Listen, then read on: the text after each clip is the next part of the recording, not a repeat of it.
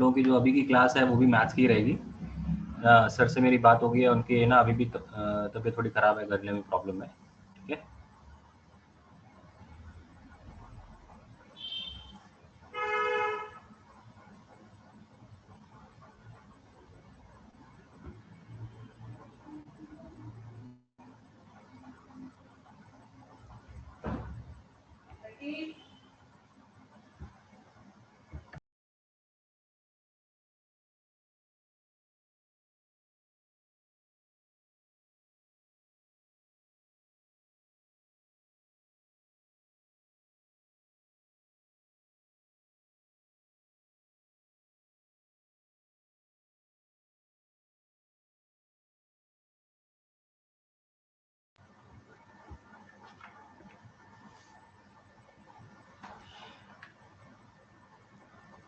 अन्यथा जो अभी मैंने आपको 2 क्वेश्चंस दिए थे करने को, है ना, वो दोनों आप अटेम्प्ट करिए, फिर हम लोग उनका डिस्कशन करते हैं।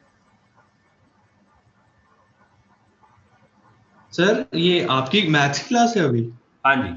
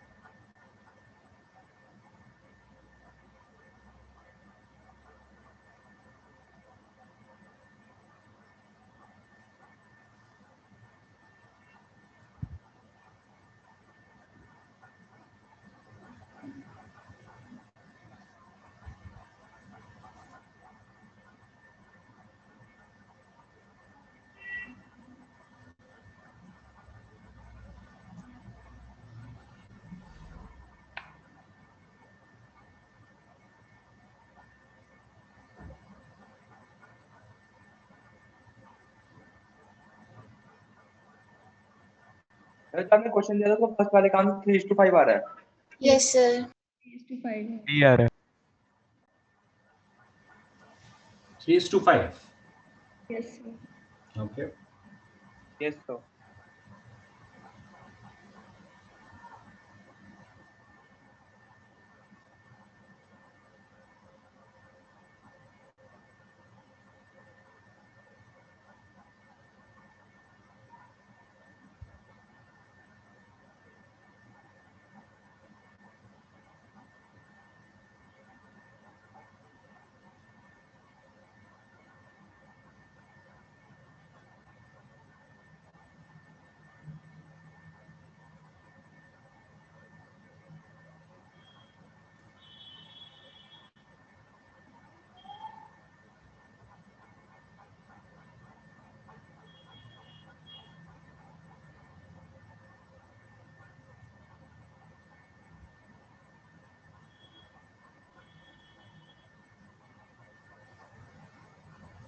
सर।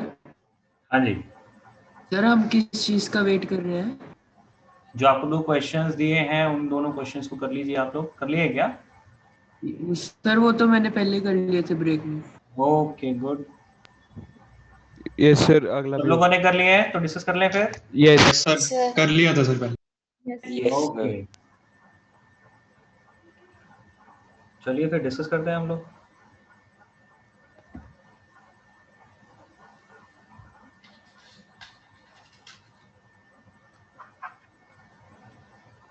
फर्स्ट आंसर क्या आ रहा है? 3:5। 5 यस 3:5. यस 2 5 और सेकंड का एक line 2y minus x is equal to 1. x 2y minus 2y minus z plus 1 equal।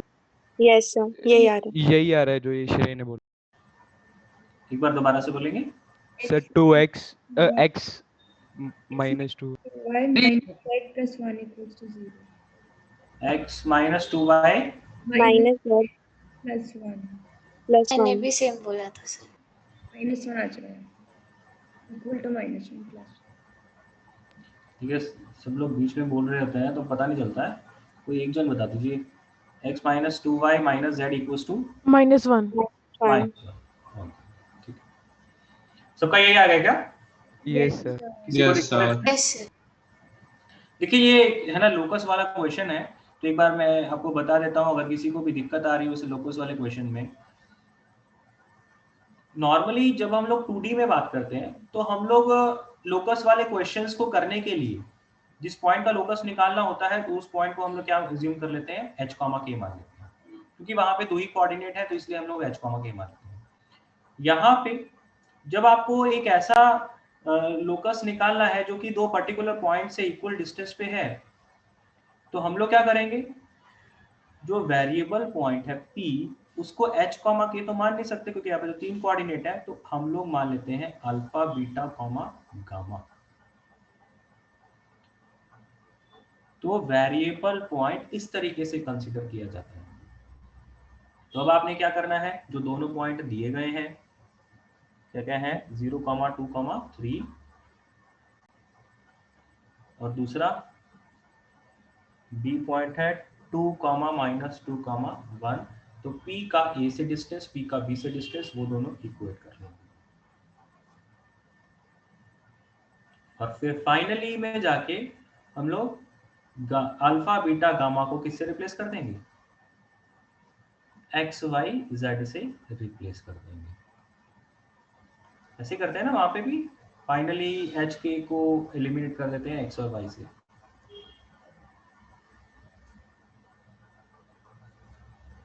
इसको सॉल्व करके अल्फा, बीटा, गामा में एक रिलेशन आ जाएगा आपको, और फिर अल्फा को एक्स से, बीटा को वाई से, गामा को जेड से रिप्लेस करके जो इक्वेशन मिलेगी वही आपका लोकस होगा। और सब लोगों का ये आंसर आ रहा है, तो आई थिंक सॉल्विंग के बाद यही चीज बन रही है। ठीक, सबको समझ में आया है? यस सर नेक्स्ट क्वेश्चन एक ट्राई करिए।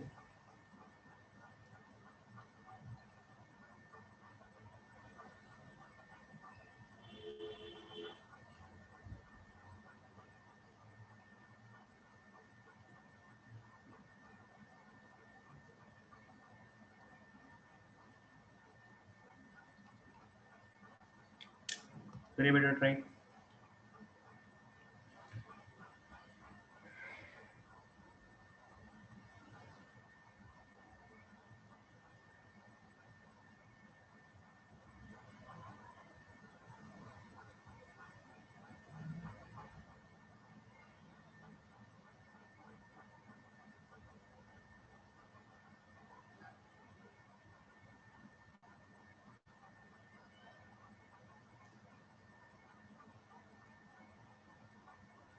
कोई कंडीशन नहीं है एबीसी के ऊपर?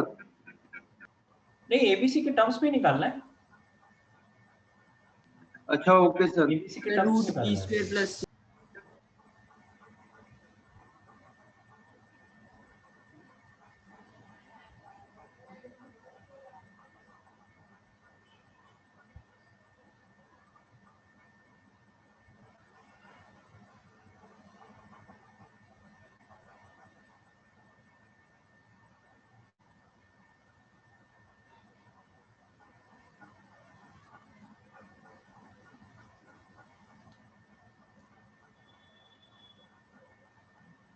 श्रेय सही है बेटा? Sir root B square plus सी स्क्वायर। Okay, Yes, sir. यही आ रहा है.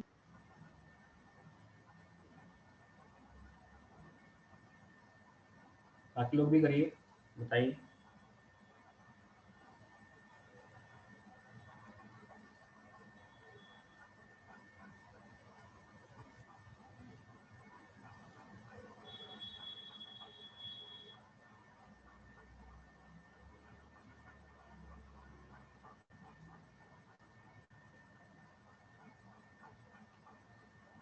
Sir under root 2bc.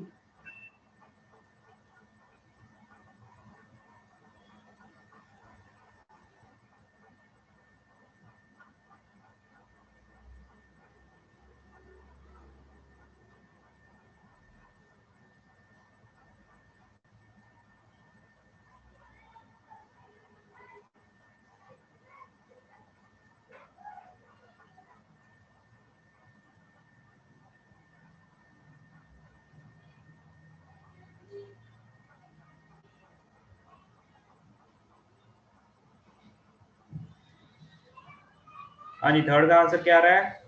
Root B square c square. बिल्कुल ठीक है जी। सबको रिलेट हो रहा है ना ये चीज? Yes sir. Yes sir. अगर P पॉइंट Yes, यहाँ पे sir. है, 3D में ऑब्जर्व करना पड़ेगा आपको। अगर P पॉइंट ABC कुछ यहाँ पे है, या अगर मैं इसका डायग्राम बनाऊं, डायग्राम बना लेता हूँ।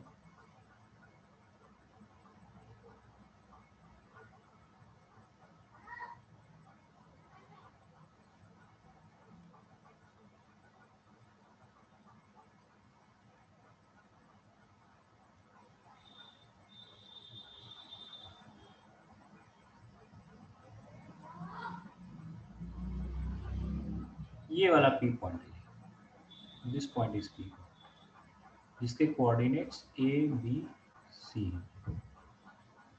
तो इसका जो डिस्टेंस निकालना है वो आपने एक्स एक्सिस से निकालना है। तो this is X axis, this is Y axis, this is Z axis. तो अगर P पॉइंट के कोऑर्डिनेट्स ये हैं तो इसका मतलब ये वाला पॉइंट क्या होगा? K, 0,0। Yes sir. मतलब हम लोग ओरिजिन से एक्स एक्सिस के लॉन्ग ए यूनिट चल रहे होंगे, वहां से बी यूनिट वाई की तरफ चल रहे होंगे, तो मतलब ये वाली लेंथ आपकी बी यूनिट होगी जी। और ये वाली लेंथ जेड एक्सिस के लॉन्ग ये टेढ़ा चलना है, तो ये बेटा आपका लेंथ होगा सी। तो इस पॉइंट का एक्स एक्सिस से शॉर्टेस्ट डिस्टेंस कौन सा होगा? इस पूरी एक्स एक्सिस से अगर मैं इस पी पॉइंट का डिस्टेंस निकालूंगा तो शॉर्टेस्ट डिस्टेंस कौन सा आएगा? इस पॉइंट के रिस्पेक्ट में आएगा शॉर्टेस्ट डिस्टेंस। तो इसी पॉइंट के रिस्पेक्ट में जब इसका शॉर्टेस्ट डिस्टेंस होगा तो कहने का मतलब इन दोनों पॉइंट के बीच का डिस्टेंस निकालना है। वो आप डिस्टेंस फार्मूला लगा के कर लो। ओके, सर वैसे अगर इसमें विजुअलाइजेशन ना हो रही हो ना तो इससे वो फंक्शन मान के डिफरेंशिएट करके एक्स की वैल्यू निकाल के डिस्टेंस में पुट करके यही आंसर आएगा। मैंने दोनों से चेक करा था। ओके, सही है।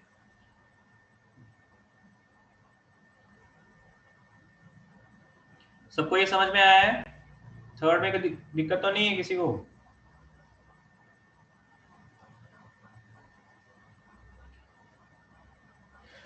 सब लोग फोर्स करिए।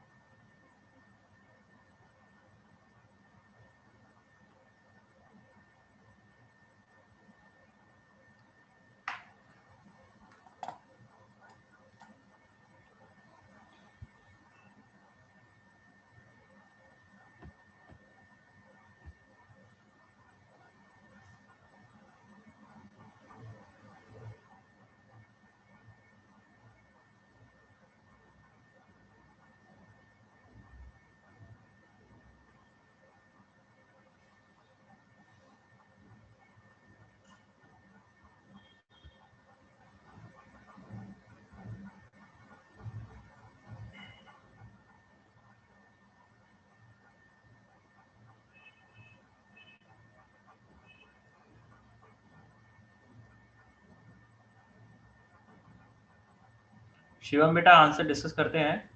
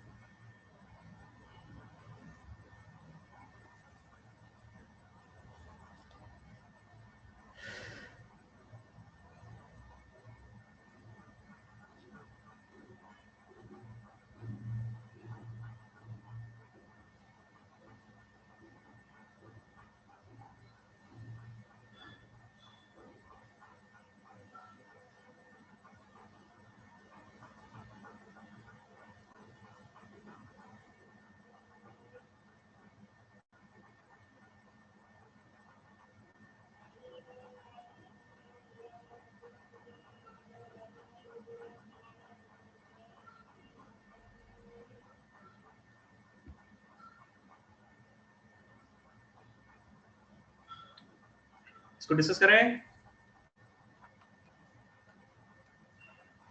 हाँ जी, Yes. यस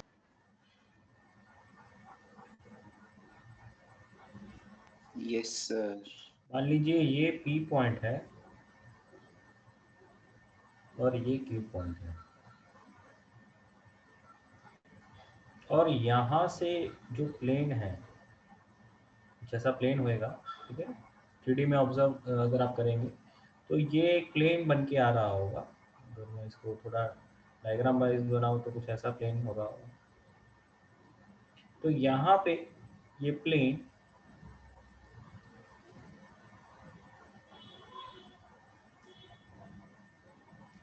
इस पॉइंट पे, ये प्लेन इस लाइन को कट कर रहा होगा। तो अगर इस पॉइंट पे इस लाइन को कट कर रहा होगा तो इस पॉइंट के कुछ ना कुछ कोऑर्डिनेट्स तो होंगे ही। तो जब इस पॉइंट के कुछ कोऑर्डिनेट्स होंगे तो मैं ये मान सकता हूँ कि ये जो पॉइंट है, ये पॉइंट इस PQ लाइन को, इस PQ लाइन सेगमेंट को K रेशो में 1 में कट कर रहा है। यस ऐसा मान सकता हूँ मैं। Yes sir. जो प्लेन है इस लाइन सेगमेंट को जहां पे भी कट कर रहा होगा, मैं ये मान सकता हूं कि वो पॉइंट इस लाइन सेगमेंट को K रेशो 1 में कट कर रहा है। तो इस पॉइंट के पहले कोऑर्डिनेट्स निकाल लेंगे। मान लीजिए ये पॉइंट X है, तो इस पॉइंट के कोऑर्डिनेट्स पहले निकाल लेंगे सेक्शन फॉर्मूला लगा के। क्या बनेगा? K times 3K plus 1 times -2, तो ये -2 आ गया जी, upon K plus 1, comma K into -4 मतलब -4K, 1 इंटू 4 मतलब +4 upon K plus 1, comma K into 8 8K, 1 into 7 +7 divide by K plus 1। तो these are the coordinates of X point. इस X point के कोऑर्डिनेट K के terms में आए हैं, तो आप अब इस X के कोऑर्डिनेट्स किसमें सेटिस्फाई करा दोगे? Equation of equation of plane. Plane. ये पॉइंट प्लेन में भी तो लाई कर रहा है, तो इस वजह से इस पॉइंट के कोऑर्डिनेट्स प्लेन की इक्वेशन में आप पुट कर दोगे, तो वहां से आपको सीधा सीधा K की वैल्यू मिल जाएगी। तो X के जो कोऑर्डिनेट हैं वो इस प्लेन की इक्वेशन में पुट कर दिया जी, 3K -2 upon K plus 1 -2 into y की जो कोऑर्डिनेट्स हैं वो यहाँ से उठा के पुट कर दिए हैं, प्लस 3z के कोऑर्डिनेट उठा के यहाँ पे पुट कर दिए हैं। तो यहाँ से इस इक्वेशन को सॉल्व करेंगे तो K की वैल्यू आपको मिल जाएगी। ठीक,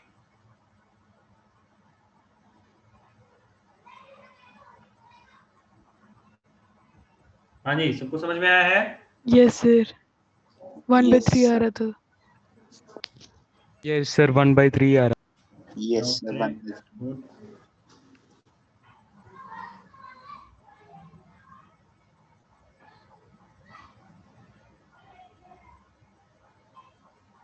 नेक्स्ट टॉपिक स्टार्ट कर रहे हैं, direction cosines and direction ratios.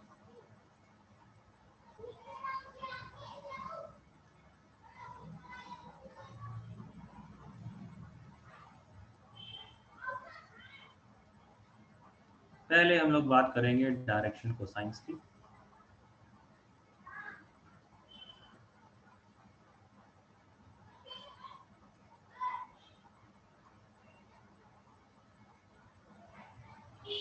Direction cosine है क्या?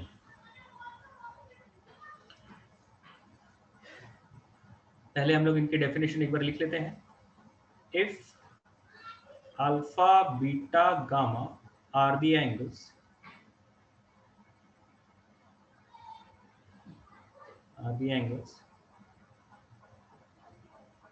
which a vector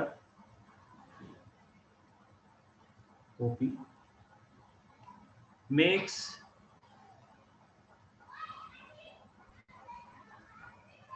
with the positive x-axis, y-axis, z-axis respectively,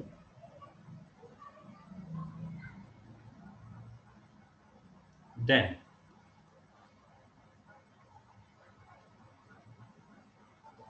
cos alpha, cos beta, cos gamma are known as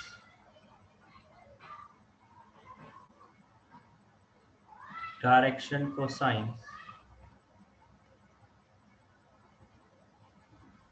of OP vector and generally denoted as LMN।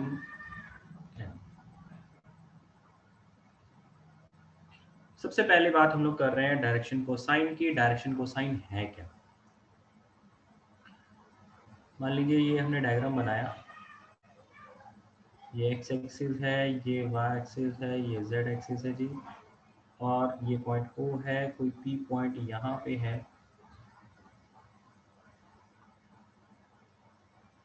तो इस POP line ने x axis के साथ कुछ angle बना रहा हो, मान लीजिए अल्फा बना रहा है, sorry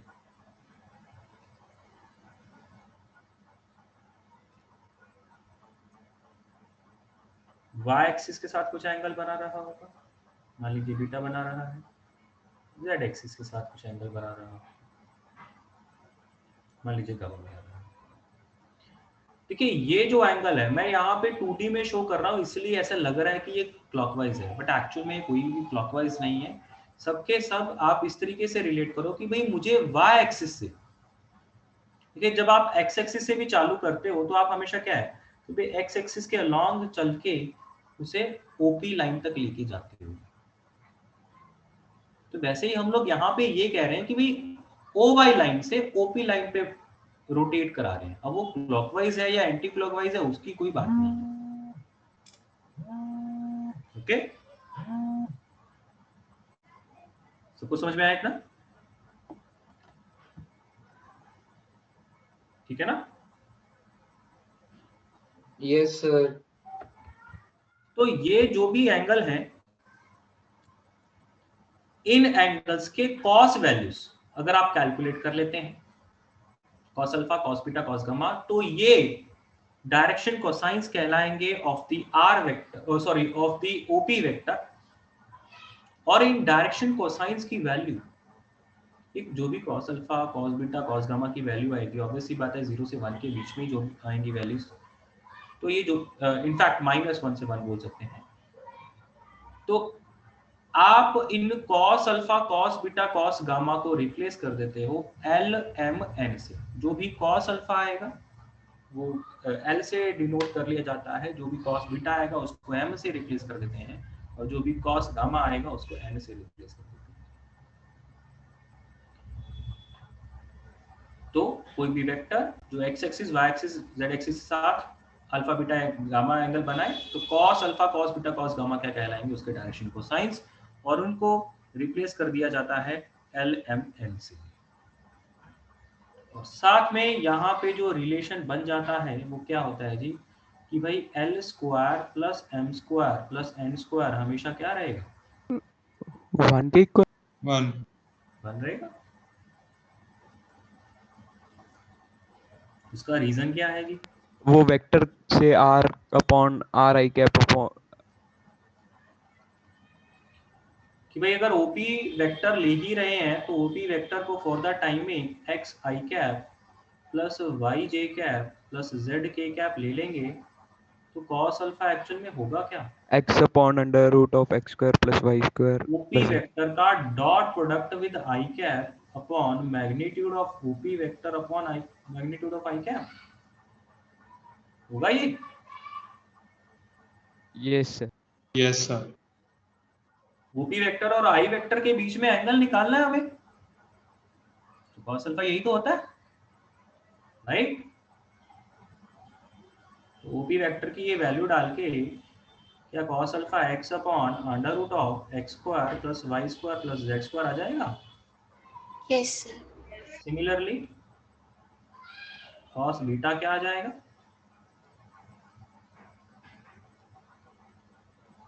Y upon under root of x square plus y square plus z square और कॉस गामा क्या आ जाएगा?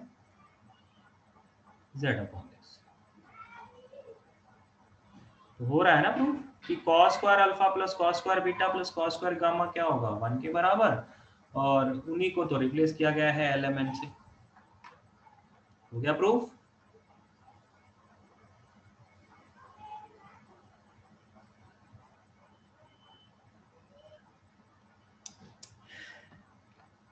ठीक,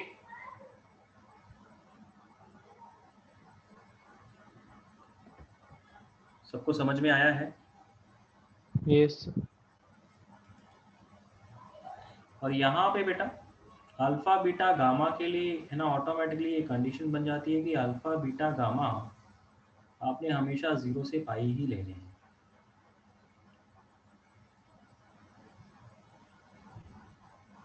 तो वो ऑटोमेटिकली आप ना कहीं पे भी ओपी वेक्टर आ जाए तो आप पॉजिटिव एक्स एक्सिस के साथ अगर उसका एंगल निकालेंगे या पॉजिटिव वाई एक्सिस के साथ उसका एंगल निकालेंगे तो वो कहीं ना कहीं 0 से पाई के बीच में ही आ जाएगा।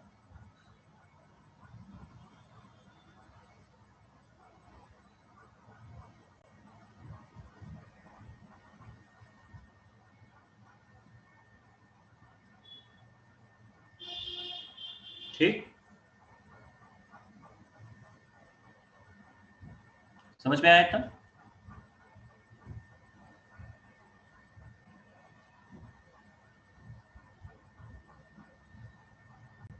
अब नेक्स्ट हम लोग बात करते हैं relation between a vector and direction cosines.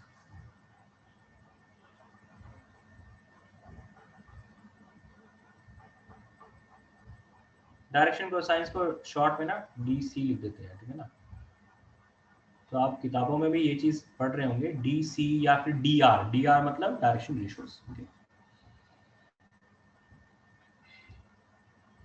तो जैसे ये ओपी वेक्टर वाला एग्जांपल ले लेते हैं कि अगर ओपी वेक्टर को हम लोग x I cap plus Y J cap plus Z K cap मान लें, तो अभी इस फॉर्मूले से हमने क्या बोल दिया, मतलब साथ में अगर ओपी वेक्टर का मॉड निकालें तो ओपी वेक्टर का मॉड कितना आएगा? X square plus y square. तो बेटा ये जब ये मैंने डॉट प्रोडक्ट करके ये कैलकुलेशन करी थी cos alpha is equals to x upon this, क्या मैं इस कैलकुलेशन की हेल्प से ये बोल सकता हूं कि x will be equals to mod of OP into cos alpha? Cos alpha. Similarly y will be equals to mod of p into cos beta and z is equals to OP vector का mod into cos gamma. तो अगर मैं इस x Y Z की ये values यहाँ पे इस वेक्टर में पुट कर दूं तो ओपी वेक्टर को मैं क्या लिख सकता हूँ? ओपी वेक्टर का मॉड, जो कि सब में कॉमन भी आ जाएगा ब्रैकेट में, cos alpha iota sorry I cap cos beta J cap cos gamma के कैप, और इन्हीं को एलिमेंट से रिप्लेस करना है और इस मॉड ओपी को अगर मैं लेफ्ट हैंड साइड में ले जाऊं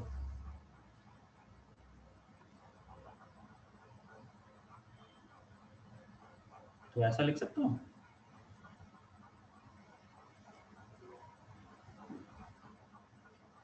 ठीक है। तो इस तरीके से आप क्या बोल सकते हो कि अगर मैं इसके डायरेक्शन कोसाइंस लेके एक वेक्टर फॉर्म कर लूं तो वो वेक्टर क्या होगा, unit vector of OP vector. क्या ये बात समझ में आ रही है? Yes. ये direction cosines of any vector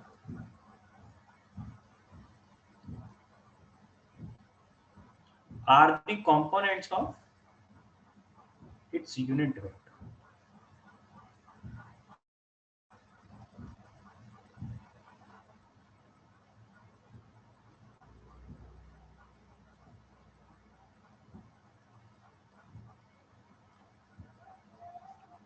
समझ में आया?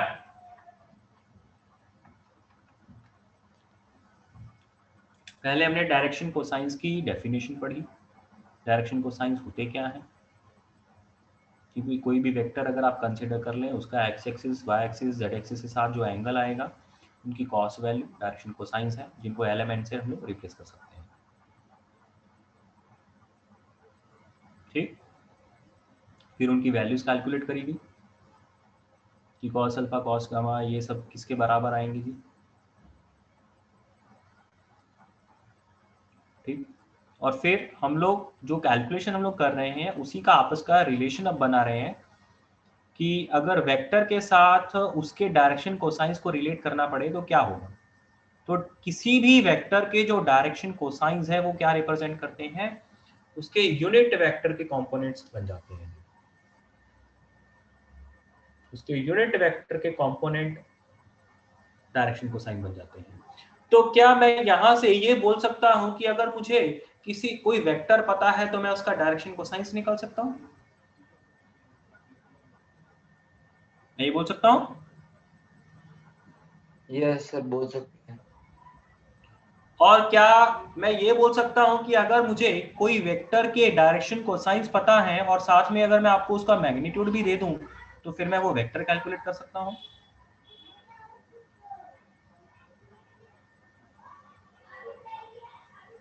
बेटा रिस्पॉन्ड करिए। Yes sir.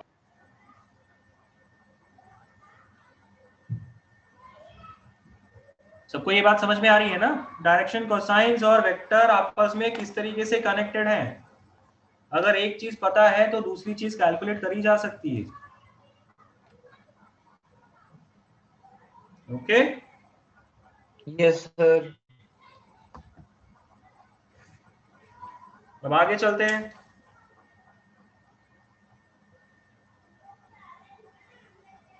Direction ratios,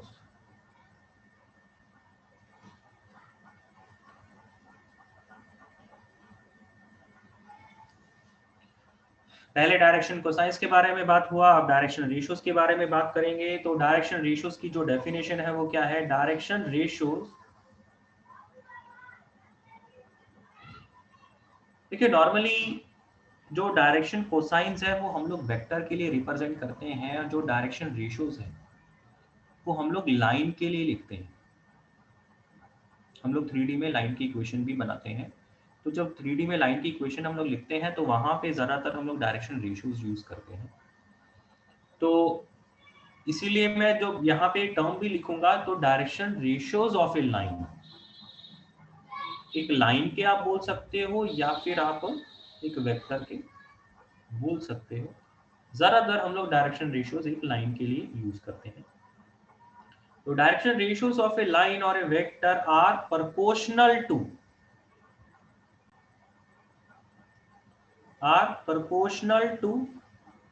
its direction cosines. जो डायरेक्शन रेशियोज होते हैं वो डायरेक्शन कोसाइंस के प्रोपोर्शनल होते हैं। दैट मीन्स कि अगर मैं ABC, नॉर्मली हम लोग ABC से ही उन्हें रिप्रेजेंट करते हैं, एंड जनरली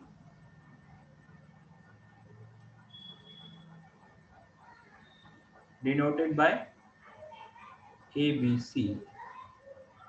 तो ABC और एलिमेंट का आपस में रिलेशन क्या हो गया?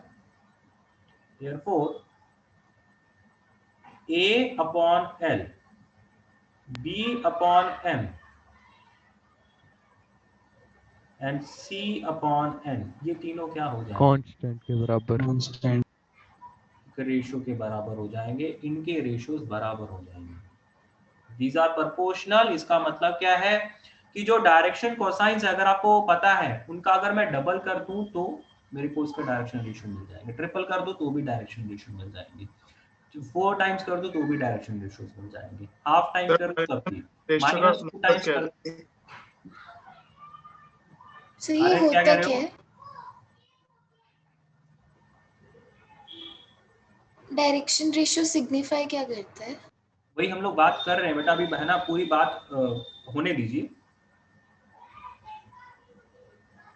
कि अगर आपको डायरेक्शन कोसाइन दे दिए गए हैं तो इस तरीके से मैं डायरेक्शन रेशियो निकाल रहा हूँ कि अगर डायरेक्शन कोसाइन पता है तो मैं उसका डबल करके भी डायरेक्शन रेशियो निकाल सकता हूँ, ट्रिपल भी, 4 टाइम्स भी, 5 टाइम्स भी, हाफ टाइम्स भी, 1/3 टाइम्स भी, नेगेटिव टाइम्स रेशियोज भी। तो एक डायरेक्शन कोसाइन के रिस्पेक्ट में आपके लिए इनफाइनाइट डायरेक्शन रेशियोज अवेलेबल होते हैं।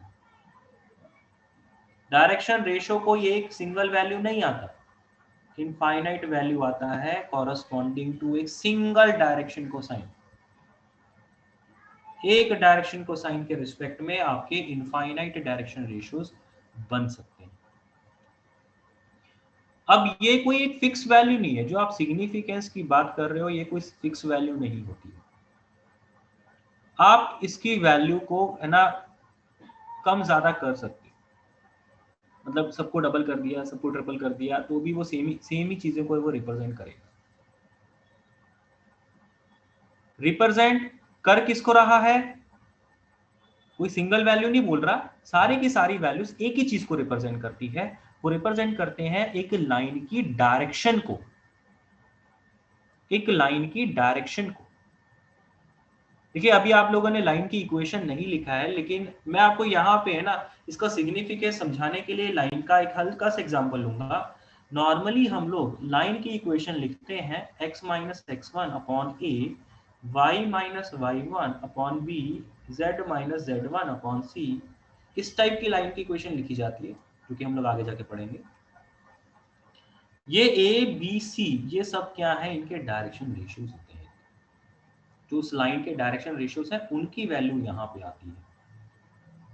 अब अगर मैं इन सबका डबल कर दूं तो भी सेम ही चीज है, अगर मैं सबको ट्रिपल कर दूं तब भी सेम चीज है। यस। तो ये सारे के सारे, मतलब अगर मैंने सब जगह पे 2a 2a 2a 2a 2b 2c लिखा होता तब भी सेम चीज को रिप्रेजेंट करता। मतलब मैं 2a 2b 2c इन सबको भी क्या क्या बोल सकता हूं? सेम लाइन के डायरेक्शन बता सकता हूं, बोल सकता हूं। मैं ए बी सी को भी उनकी डायरेक्शन बोल सकता हूं लाइन की, मैं 2a 2b 2c को भी उसकी लाइन की डायरेक्शन बोल सकता हूं। मेरी लाइन नहीं बदलने वाली है। अगर मैं 2 की जगह सब जगह पे 3 3 3 कर दूं तब भी नहीं लाइन बदलेगी, सेम रहेगी लाइन, सेम लाइन बन के आएगी। Yes sir. तो वो 3a 3b 3c क्या होंगे? वो भी उसी लाइन के डायरेक्शंस को रिप्रेजेंट करेंगे। तो जब मैं डायरेक्शन रेशियो बोल रहा हूं तो इसका मतलब ये नहीं है कि हम लोग एक फिक्स वैल्यू के बारे में बात कर रहे हैं। डायरेक्शन रेशियोज इनफाइनाइट वैल्यूज हो सकती हैं, डिपेंडिंग अपॉन क्वेश्चन हम लोग उसकी है ना सिंप्लीफिकेशन हम लोग कर सकते हैं। देखिए जब आप इसके डायरेक्शन अगर आप डायरेक्शन कोसाइंस निकालेंगे तो कई बार ना अंडर रूट्स में आ जाती है वैल्यूज। मान लीजिए 1/√5 1/√5 3/√5 ऐसा कुछ आ गया वैल्यू, सॉरी 2 3/5 ऐसे डायरेक्शन कोसाइन आ गई मान लो। तो आप क्या करते हो? आप सबके इनको √5 से कैंसिल आउट कर दोगे तो 1 1 √3 क्या मैं बोल सकता हूँ, इसके डायरेक्शन रेशियो बोल सकता हूँ। तो फायदा सिर्फ इसका ये है कि मेरी कैलकुलेशन आसान हो जाती है, मैं उसको रूट वगैरह में लिखने की बजाय थोड़ा सिंपल टर्म्स में लेके आ सकता हूँ। और जब यहाँ पे ये सब रेशो में ही है, डिनोमिनेटर में ही है, तो रूट अगर हट भी जाए तो भी कोई दिक्कत नहीं है, सिर्फ बातें तो सेम ही बनेगी। चाहे मैं 1/√5 √3/√5 लिखता या फिर मैं 1 1 √3 लिख दूं, बात तो एक ही है। इस लाइन में डिनोमिनेटर में ये वैल्यू रख देते।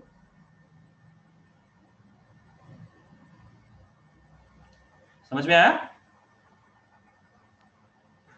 Yes, sir. कि डायरेक्शन रेशो का पर्पस सिर्फ इतना है, लाइन की डायरेक्शन बताने में और उसको सिंपल टर्म्स में लिखने में।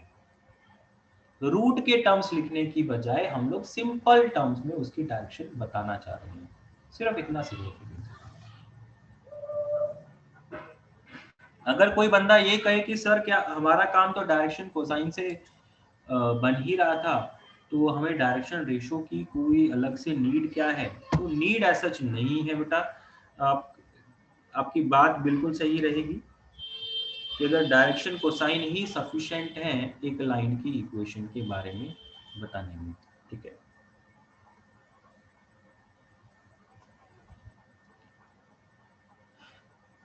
कितना समझ में आया? डायरेक्शन रेशियोज क्या है जी, डायरेक्शन कोसाइन के साथ कैसे रिलेट किया जा रहा है? हाँ जी, रिस्पॉन्ड करिए बेटा। Yes, sir. Yes, sir. तो डायरेक्शन रेशियोज एक डायरेक्शन कोसाइन के रिस्पेक्ट में आप निकालते हो, उसके प्रोपोर्शनल है। और जैसे मैंने आपको यहाँ पे बताया,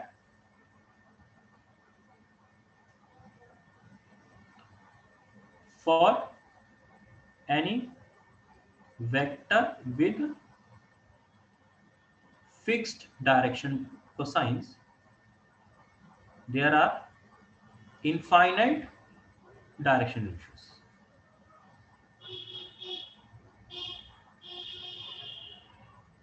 तो अगर आपको डायरेक्शन कोसाइंस पता है तो आप उनके कॉरेस्पॉन्डिंग इनफाइनाइट डायरेक्शन रेशियोज बोल सकते हो।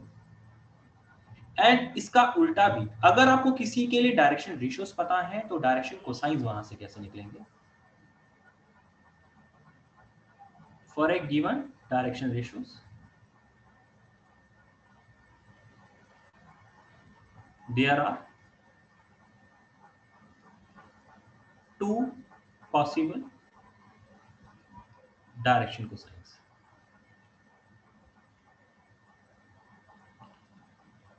देखिए टू, अगर आपको डायरेक्शन रेशियोज दिए हैं तो डायरेक्शन कोसाइन आप क्या ले सकते हो? देखिए यहाँ पे जब मैंने डायरेक्शन रेशियो और डायरेक्शन कोसाइन का ये रिलेशन बनाया तो मैंने आपको बोला a/l, b/n, c/n का रेशियो लैम्डा के बराबर, and lambda can be anything, it can be negative as well. तो डायरेक्शन रेशियो में तो आप अगर आप नेगेटिव से भी मल्टीप्लाई करा दोगे तो कोई दिक्कत नहीं है, लेकिन अगर एक लाइन के डायरेक्शन रेशियो आपको बताए गए हैं, अब एक लाइन, अगर ये एक लाइन है तो इस लाइन के कितनी डायरेक्शंस होती हैं? अगर मैं वेक्टर के तरीके से सोचूं तो इसकी कितनी लाइनें होनी चाहिए? 2 डायरेक्शन, 2 डायरेक्शन, एक राइट साइड में और एक लेफ्ट साइड में। तो अगर मैंने आपको इस लाइन के डायरेक्शन रेशियोज दिए हैं तो आपके लिए डायरेक्शन कोसाइंस की कितनी पॉसिबिलिटी है? 2 पॉसिबिलिटी है, एक राइट साइड में और एक उसके opposite that is left side में। ओके सर इसे ऐसे नहीं कह सकते कि जो cos अल्फा है तो एक अल्फा एक्यूट एक अल्फा ऑब्ट्यूज, तो 2 cos की वैल्यूज आएंगी वहां से हमारे पास। कह सकते हो, अपोजिट 180 वगैरह लेके आप बना ही लोगे, अकॉर्डिंगली उसका नेगेटिव टाइम्स ही ले लोगे। Yes sir. कोई भी लाइन अगर वो अल्फा एंगल बना रहा है तो दूसरा फिर अपोजिट वाला क्या बनाएगा उसके साथ, है ना, 180 प्लस अल्फा 180 यस लेके आप ट्रीट कर सकते हो। ठीक है,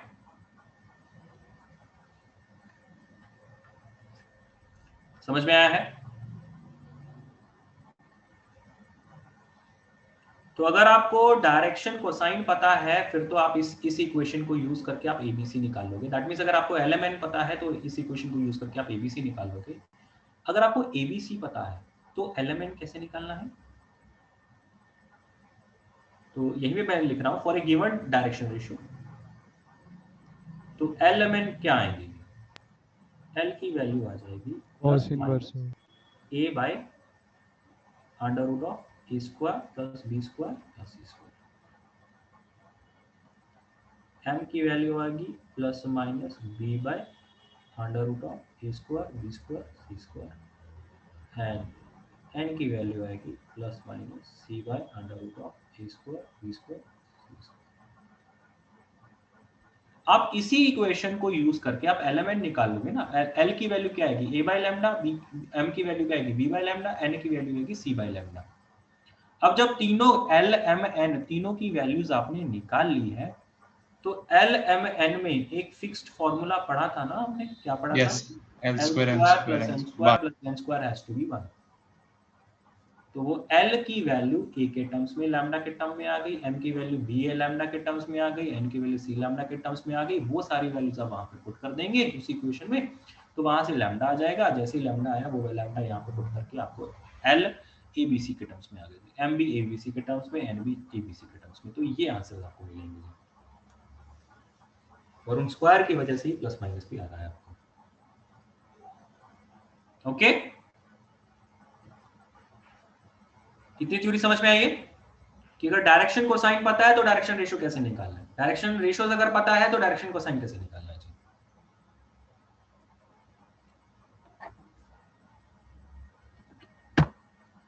आगे चले,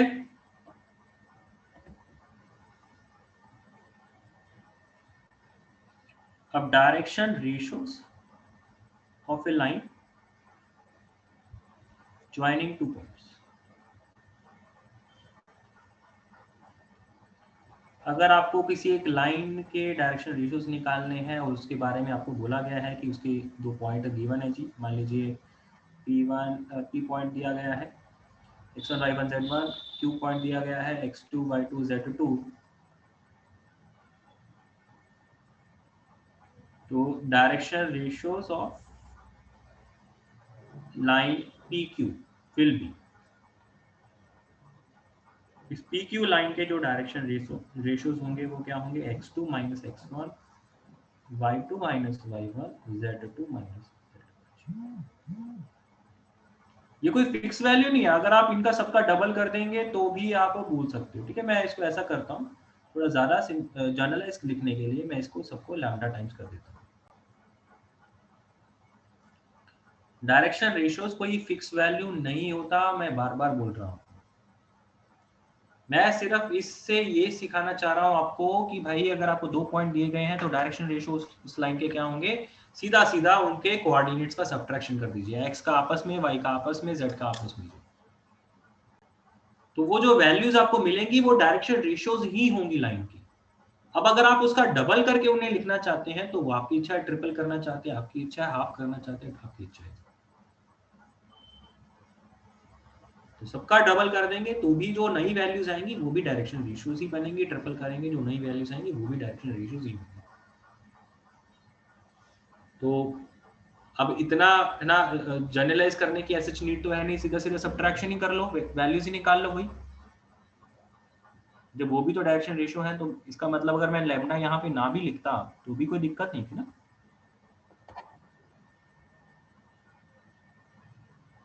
बात समझ में आया? सर एक बार ही रिपीट कर दो ये। मैं आपको कह रहा हूं कि अगर एक लाइन के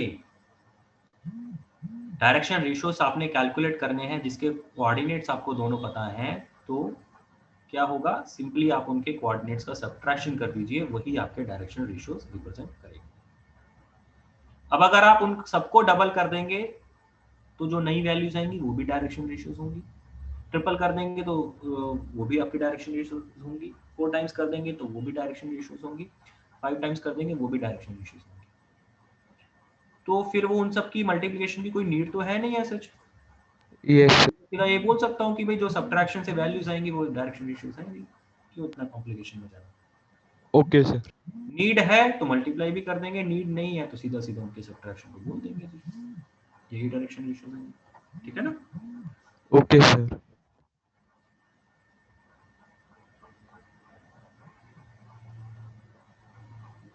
नेक्स्ट, अब हम लोग इनकी प्रॉपर्टीज के बारे में बात करते हैं।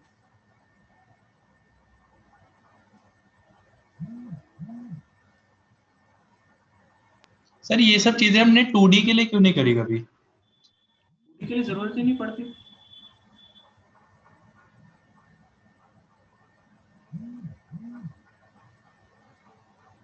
टूडी के केस में क्या होता है कि अगर एक वैल्यू आपको पता है तो दूसरा ऑटोमेटिकली उसी के टर्म्स में निकल जाता है। स्लोप है, स्लोप वाला टर्म जो 2D में आप स्लोप बात करते हो, वो स्लोप भी क्या है, अल्टीमेटली वो लाइन की डायरेक्शन को ही रिप्रेजेंट कर रहा होता है। जरा सा ऊपर कर दो प्लीज। तो लेकिन 3D में वो है ना, एक वैल्यू से बात नहीं बनती, आपको तीनों लिखने पड़ जाते हैं। तो इस वजह से 3D में आपको डायरेक्शन रेशियोज मतलब लाइन की डायरेक्शन का कंपोनेंट जो है वो अलग से लिखना पड़ता है। 2D में वो स्लोप उसको रिप्रेजेंट करा देता है। ठीक है ना।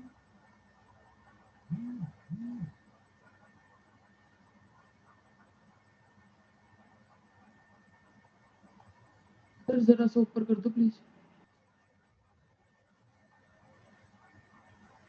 हम लोग नेक्स्ट इनकी प्रॉपर्टीज के बारे में बात कर रहे हैं, properties of direction cosine and direction ratios.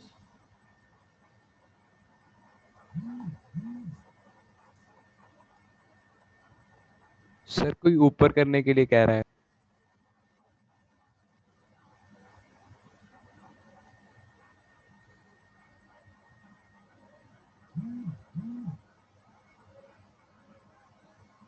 Thank you sir.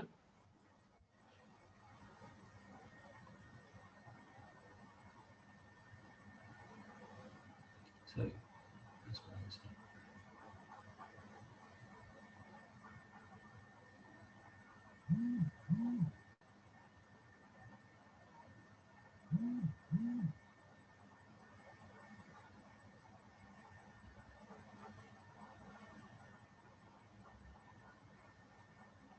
सबसे पहला पॉइंट है कि अगर आपको आर वेक्टर पता है तो उसके डायरेक्शन कोसाइंस क्या होंगे।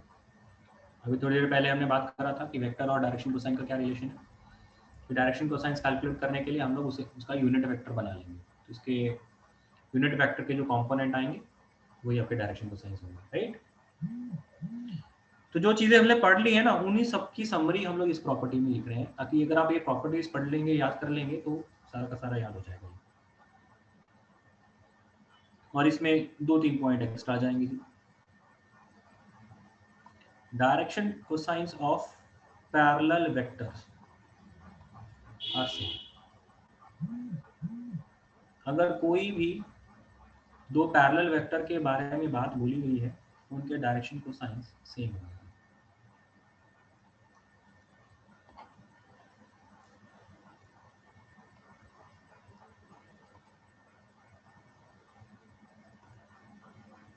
नेक्स्ट है प्रोजेक्शन ऑफ आर वेक्टर।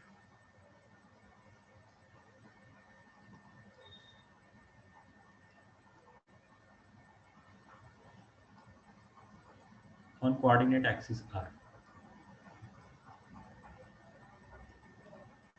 अगर कोई आर वेक्टर का जो प्रोजेक्शंस है ऑन कोऑर्डिनेट एक्सिस, मतलब आर वेक्टर का अगर मुझे प्रोजेक्शन निकालना ऑन एक्स एक्सिस, वो किसके बराबर होगा। अगर मुझे उसे डायरेक्शन कोसाइंस के टर्म्स में लिखना है तो मैं क्या लिखूंगा,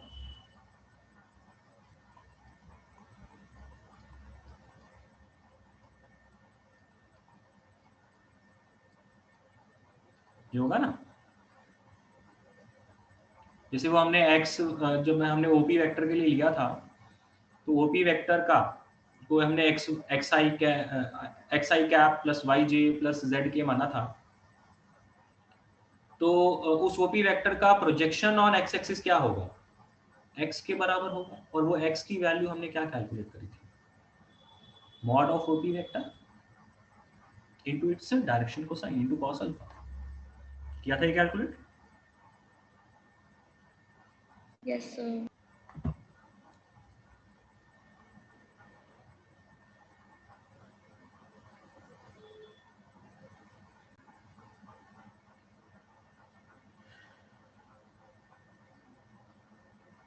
नेक्स्ट है projection of a line segment. अगर किसी लाइन सेगमेंट की आपने प्रोजेक्शन निकालनी है,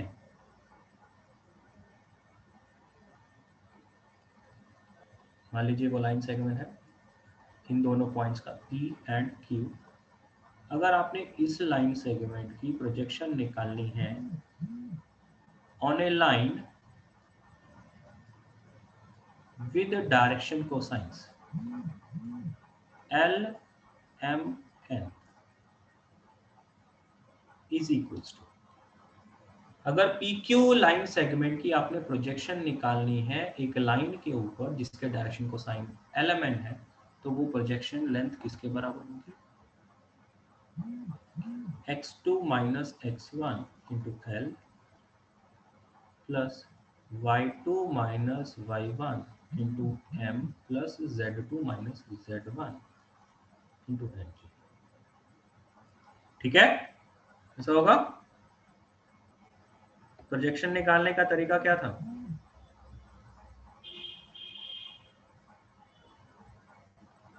यस सर यही हो। Sir, यही होगा।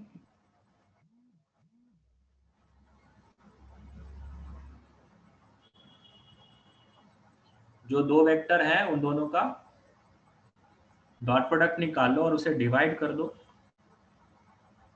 मैग्नीट्यूड ऑफ कि जिसके ऊपर आप प्रोजेक्शन निकाल रहे हैं। तो जिसके ऊपर निकाल रहे हैं प्रोजेक्शन मतलब एलिमेंट के ऊपर आप प्रोजेक्शन निकाल रहे हैं, तो इसका मैग्नीट्यूड तो वैसे ही 1 होता है क्योंकि यूनिट वेक्टर के कंपोनेंट्स होते हैं, इसलिए यहाँ पे डिनोमिनेटर में मॉड में कुछ भी नहीं आएगा क्योंकि वो ऑटोमेटिकली 1 आ जाएगा।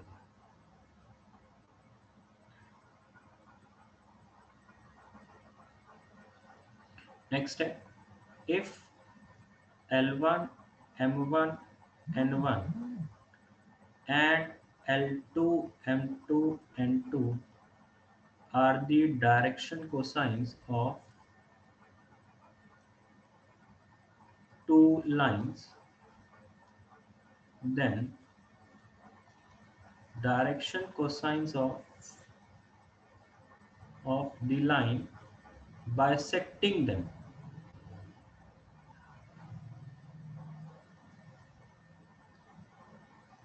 direction cosines of the line bisecting them will be proportional to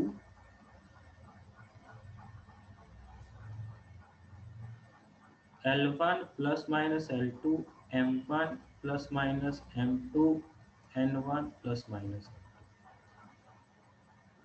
vectors में हमने पढ़ा था कि अगर कोई दो वेक्टर दे दिए जाएं और उनका एंगल बाइसेक्टर वाला वेक्टर निकालना हो तो उसकी डायरेक्शन कैसे आती है, कि उनके यूनिट वेक्टर निकाल लिए जाते हैं, उनके यूनिट वेक्टर निकाल लिए जाते हैं, यूनिट वेक्टर निकाल के उनका रिजल्टेंट निकाल लिया जाता है, याद है? Yes sir. तो बेटा ये L1 M1 N1 L2 M2 N2 ये सब क्या है,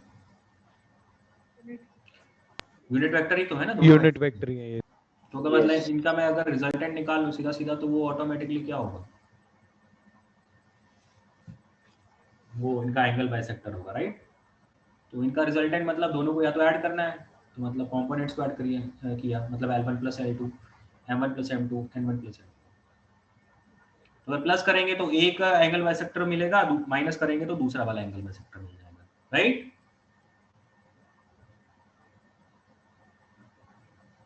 ठीक है सर ये पॉइंट फिर से बता दो। बेटा L1 M1 N1 ये क्या रिप्रेजेंट कर रहे हैं, एक unit vector. Yes. L2 M2 N2 क्या रिप्रेजेंट कर रहा है, कोई दूसरा यूनिट वेक्टर। तो अगर इन दोनों यूनिट वेक्टर का मुझे एंगल बाइसेक्टर निकालना है तो मैं क्या करूंगा, पैरेललोग्राम कंप्लीट करके उसका रिजल्टेंट निकाल लूंगा। हाँ जी सर। तो जब मैं L1 प्लस L2 लिख रहा हूँ, M1 प्लस M2 लिख रहा हूँ, N1 प्लस N2 लिख रहा हूँ, तो इसका ऑटोमेटिक मीनिंग क्या है कि मैंने इन दोनों वेक्टर्स को जोड़ दिया। Yes sir. अब इन दोनों वेक्टर्स को जोड़ दिया मतलब रिजल्टेंट निकाल लिया। तो ये रिजल्टेंट ऑटोमेटिकली क्या हो गया, angle bisector of angle bisector. That parallelogram. और हाँ अगर मैं जी सर। सब्ट्रैक्शन करूंगा तो दूसरा वाला एंगल बाइसेक्टर निकल जाता है, एक्सटर्नल वाला। Yes sir. ठीक है ना। और मैं यहाँ पे ये बोल रहा हूँ कि ये डायरेक्शन कोसाइंस ये नहीं है, इसके प्रोपोर्शनल होंगे। क्यों? अगर आप L1 प्लस L2 कर रहे हो, M1 प्लस M2 कर रहे हो, N1 प्लस N2 कर रहे हो, इसका मतलब क्या है, वो रिजल्टेंट वेक्टर मिलेगा जी। अब उस रिजल्टेंट वेक्टर का जो लेंथ है वो तो 1 भी हो सकता है, 1 के अलावा भी हो सकता है। तो आपको तो पता नहीं ना कि भी क्या होगा उस रिजल्टेंट वेक्टर का मैग्नीट्यूड।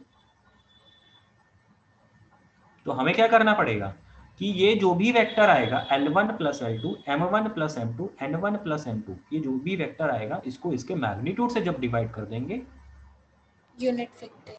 यूनिट वेक्टर मिल तो फिर वो डायरेक्शन को साइंस रिप्रेजेंट करेगा। तो मैंने इसलिए लिखा है direction cosines of the line bisecting them will be proportional to.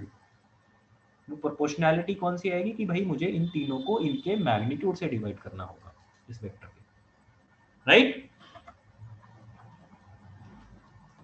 Yes sir.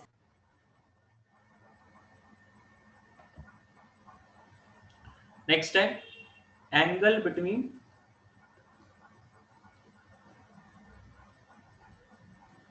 two vectors having direction cosines L1 M1 N1 and L2 M2 N2। क्या होगा जी? अगर दो वेक्टर के बीच का एंगल निकालना है तो क्या करना पड़ता है? डॉट प्रोडक्ट निकालना पड़ता है।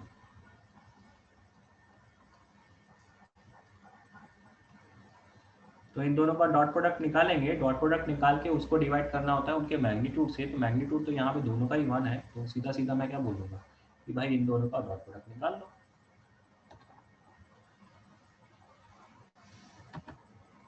ओके। और यही बात अगर हमें डायरेक्शन रेशियोज दिए जाएं तब एंगल निकालना को बोला जाए, तब हमें क्या करना पड़ेगा?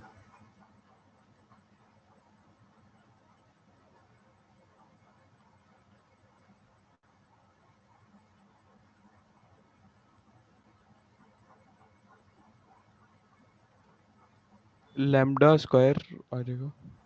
लैम्डा स्क्वायर मतलब अब वो लैम्डा स्क्वायर के टर्म्स में तो नहीं लिखेंगे हम लोग। A1 B1, अब लैम्डा की वैल्यू दोनों के लिए अलग अलग हो सकती है ना, ये प्रोपोर्शनैलिटी का साइन अलग अलग हो सकता है इसके लिए। यस। तो हम लोग बेसिकली सीधा सीधा इन्हीं को डॉट प्रोडक्ट करा देंगे, A1 हाँ into ठीक है A2 sir. Plus B1 into B2 plus C1 into C2 और डिवाइड कर देंगे इनको इनके मैग्नीट्यूड से।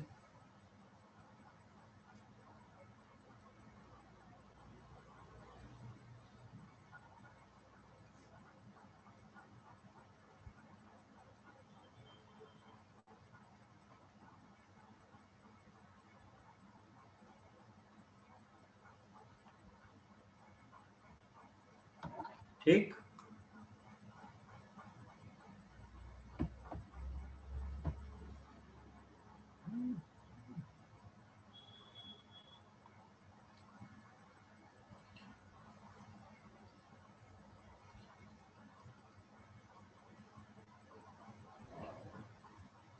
Two vectors having direction cosines L1 L, M1 L1 and L2 M2 N2 पहला है पैरेलल। अगर दो दो वेक्टर्स हों जिनके direction cosines L1 M1 N1 L2 N2 N2 हों तो क्या होगा? L1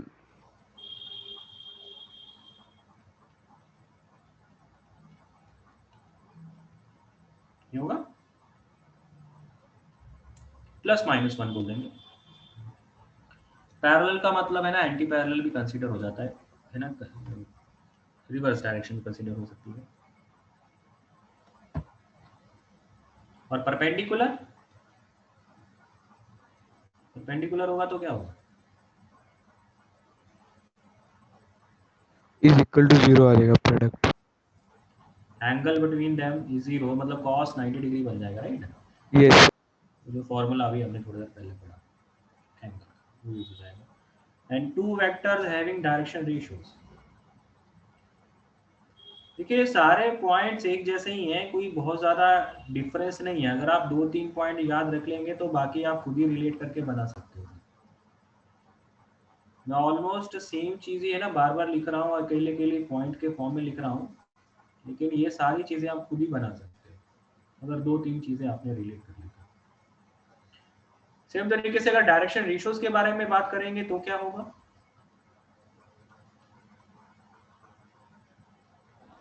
तो ये प्रोपोर्शनल होंगे, इनका रेशियो प्लस माइनस 1 होना कोई जरूरी नहीं है, ठीक है ना? और परपेंडिकुलर के लिए इनका अभी ये वाला सम तो 0 होना ही पड़ेगा। वो एंगल वाला फॉर्मूला यूज करके हम लोग 0 बना सकते हैं।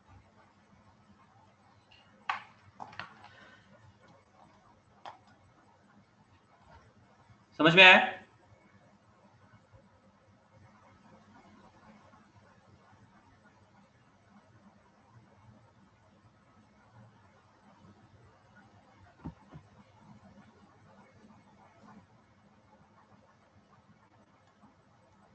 किसी को इसकी थ्योरी में कोई दिक्कत है तो बोलिए। सर 9th का जो फर्स्ट पार्ट है उसमें इक्वल टू 1 आना चाहिए ना? क्या कह रहे हो? फिर 9th का फर्स्ट पार्ट है फिर इक्वल टू 1 नहीं आएगा? इक्वल टू 1 क्यों आएगा? अगर किसी लाइन के direction cosines, sorry direction ratios मैं 2, 3, 4 बोलूं और उसी की बजाय मैं उन्हें 4, 6, 8 बोलूं तो कोई दिक्कत नहीं होनी चाहिए। आगे समझ कर आगे।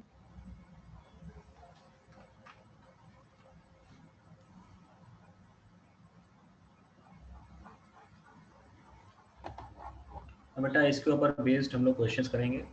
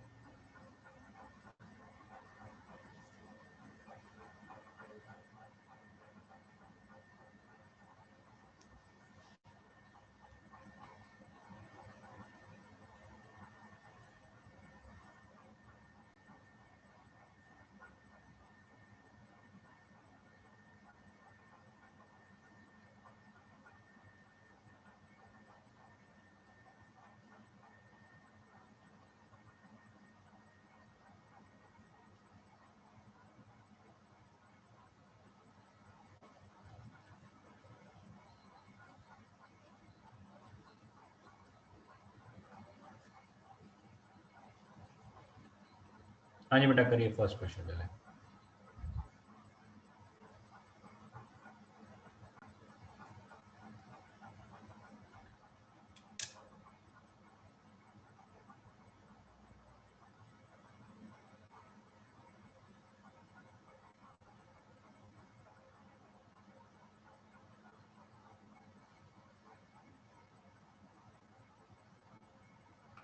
Sir 60 degree.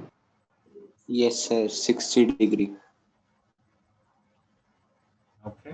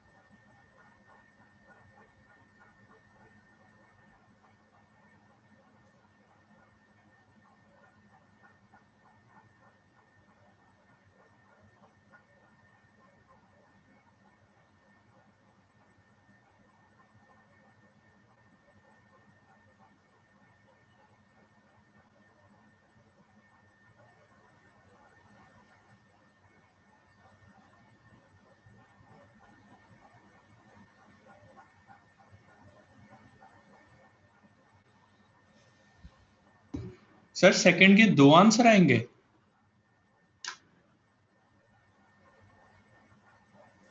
के हिसाब से कितने होने चाहिए?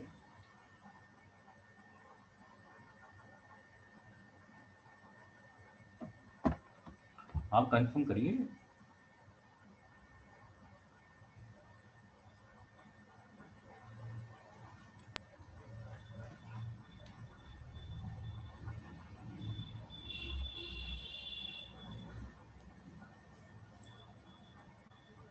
हाँ जी, फर्स्ट आंसर सबका आ गया है क्या? Yes. ऐसे 60 डिग्री आ गया। 60 तो डिग्री। सीधा यही है ना, डॉट प्रोडक्ट लेके वो जो हमने फॉर्मूला पढ़ा a1 a2 plus b1 b2 plus c1 c2 वाला, तो cos थीटा कितना आ जाएगा 4 into 3 plus minus 3 into 4 plus 5 into 5 upon में करना है जी इनके स्क्वायर्स का अंडर रूट।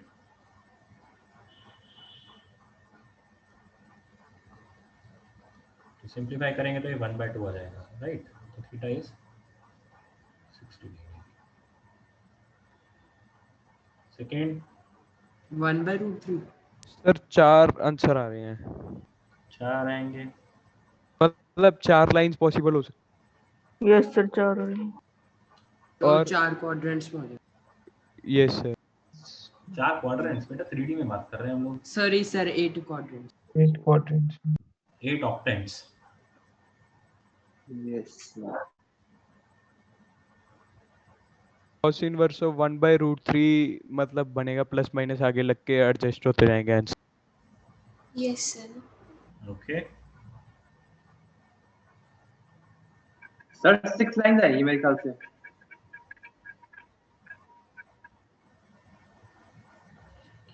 दो ही आंसर आएंगे, इक्वली इंक्लाइंड है।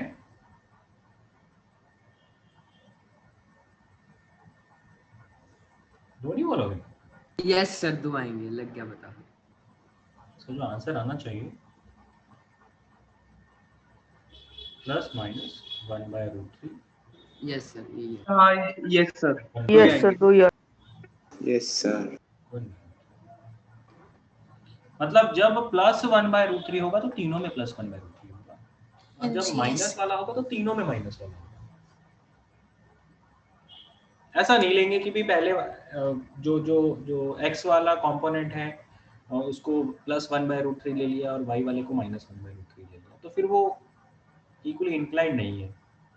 तो आप इक्वली इंक्लाइंड बोलते हो ना, तो इसका ऑटोमेटिक मीनिंग होता है कि भाई आप positive x axis positive y और पॉजिटिव z के साथ इक्वली इंक्लाइंड बोल रहे हैं।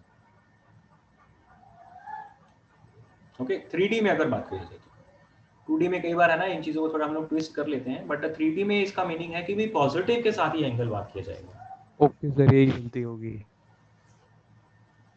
सर ये करना कैसे है?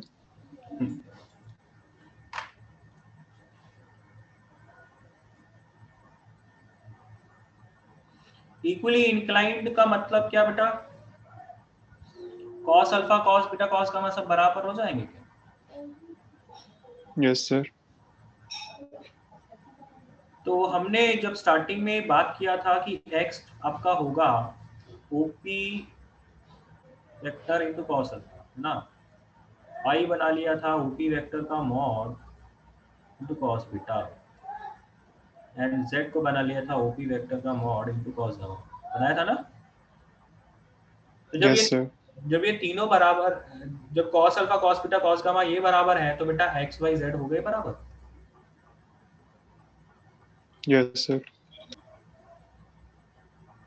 तो मैं फिर क्या मान सकता हूँ ओपी वेक्टर को? xi plus xj plus xk। अब इसके डायरेक्शन को साइन निकालने के लिए मुझे क्या करना पड़ेगा? इसको इसी के मैग्नीट्यूड से डिवाइड करना पड़ेगा। Yes sir, unit vector.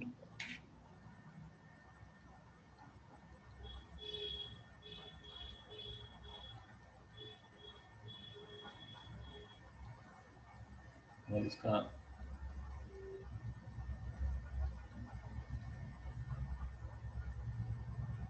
ठीक,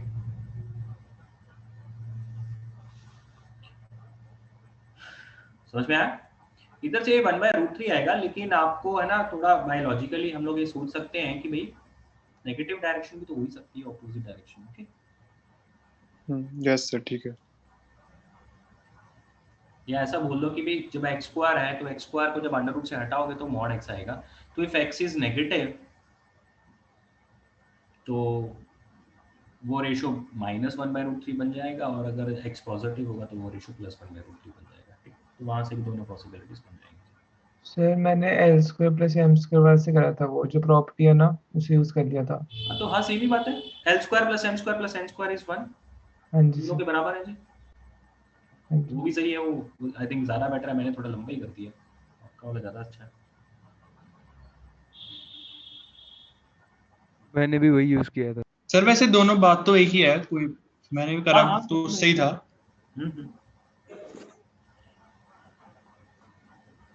नेक्स्ट क्वेश्चन।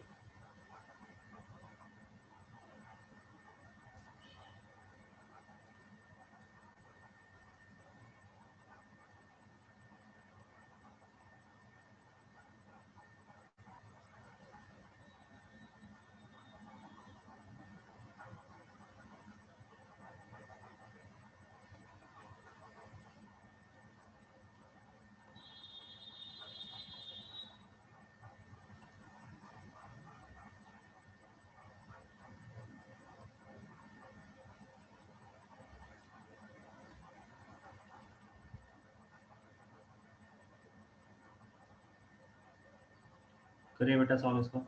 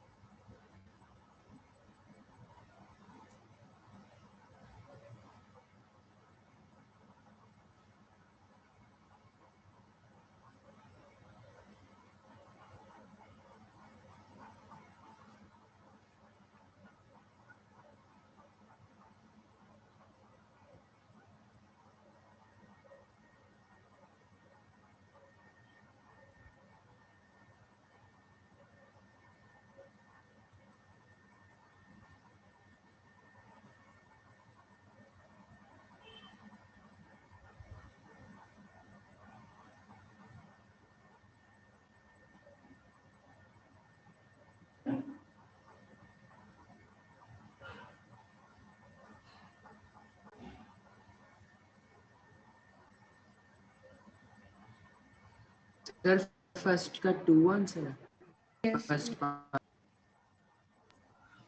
ओके, तो वो साइन स्क्वायर अल्फा ही है अकेला के, वो क्या है summation of sine square alpha का मीनिंग क्या है? देखिए ये जो टर्म है ना, मतलब मैंने जानबूझ के ऐसा लिखा कि अगर किसी को नहीं भी पता हो तो यहाँ पे पता लग जाए।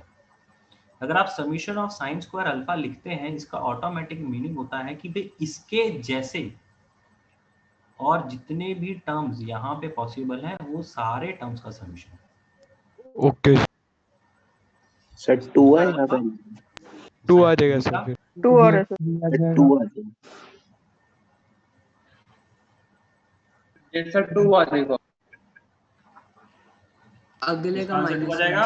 -1, अगले का -1। Yes sir 2। अगले का माइनस। -1, yes sir.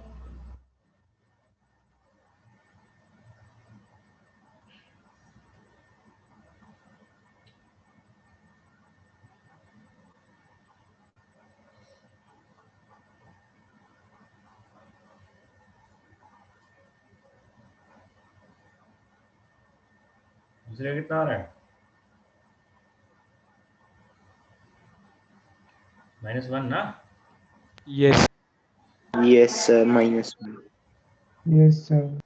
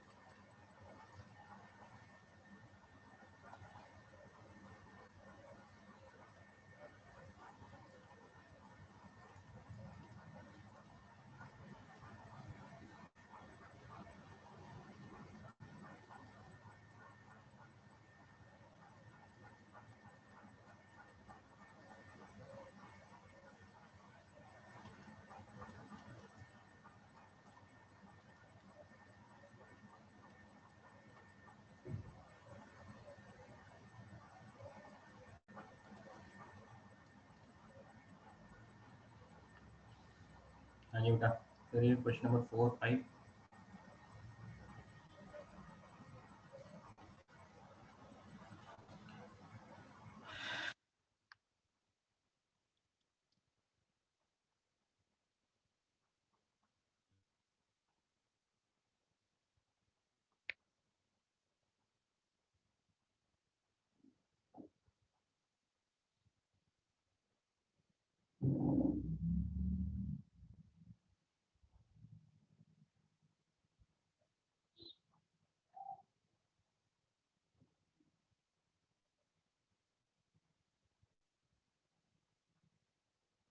फोर्थ का क्या आंसर आ रहा है?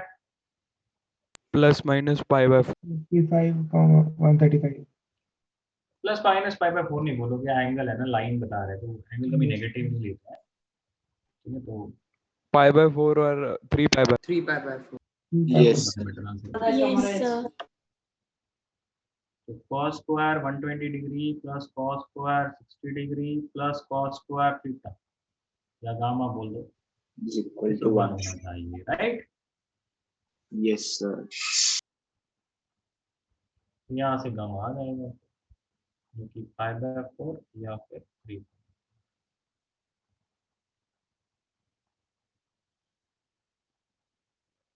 तो समझ में आया ना फोर्थ क्वेश्चन?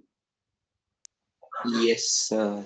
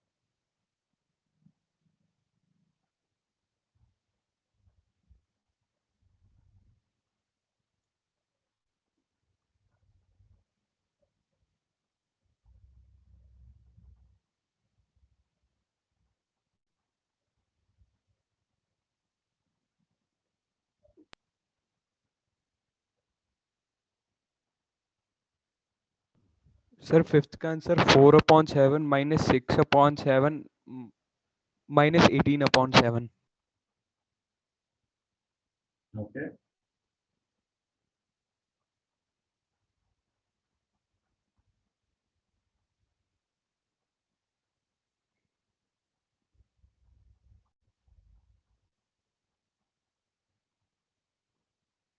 नहीं सर, लास्ट में -6/7 ही है, सॉरी। यस सर, यही आ रहा है।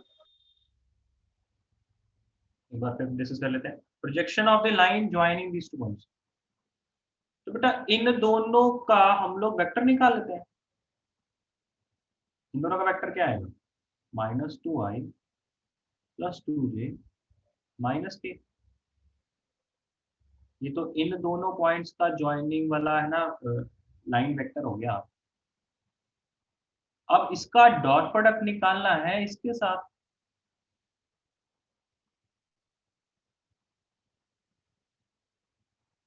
प्रोजेक्शन निकालने के लिए इसके साथ डॉट प्रोडक्ट निकाला जाता है, और जिसके ऊपर प्रोजेक्शन निकाला जाता है उसके मैग्नीट्यूड से डिवाइड भी कर देते हैं।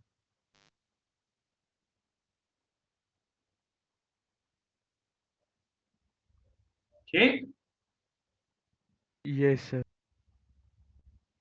अब प्रोजेक्शन लेंथ निकालना है ना, तो थोड़ा सा है ना हम लोग यहाँ पे मैग्नीट्यूड ही लगा देंगे, मॉड लगा देंगे।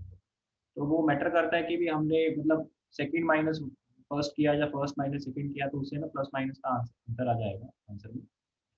तो वो हम लोग यहाँ पे कंसीडर करेंगे, क्योंकि लेंथ निकालना तो मॉड ही होगा ना।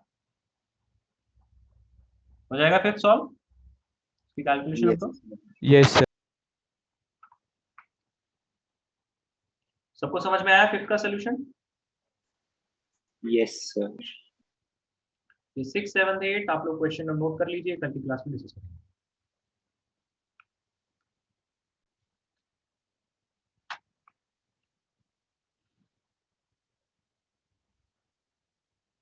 सर 8th में लास्ट में क्या है? 2ln2 + 2ln 2 टाइम्स lm मतलब l into m plus 2 times l into n plus m into n। ये लॉग नहीं है, ये l इंटू n जो यहाँ पे पढ़ रहे हैं, डायरेक्शन कोसाइंस। सर आज हमारी केमिस्ट्री की क्लास है, आपको कुछ पता हो? नहीं या अब तो फिर नहीं होगी बेटा, जो केमिस्ट्री की जगह ही ये क्लास हुई है। Okay sir. सबकी तबीयत खराब है, सबका है ना गला खराब है अभी, और कल होगी मोस्टली। सर ने जो मुझे बोला है कि कल हम लोग क्लास जरूर लेंगे। ओके।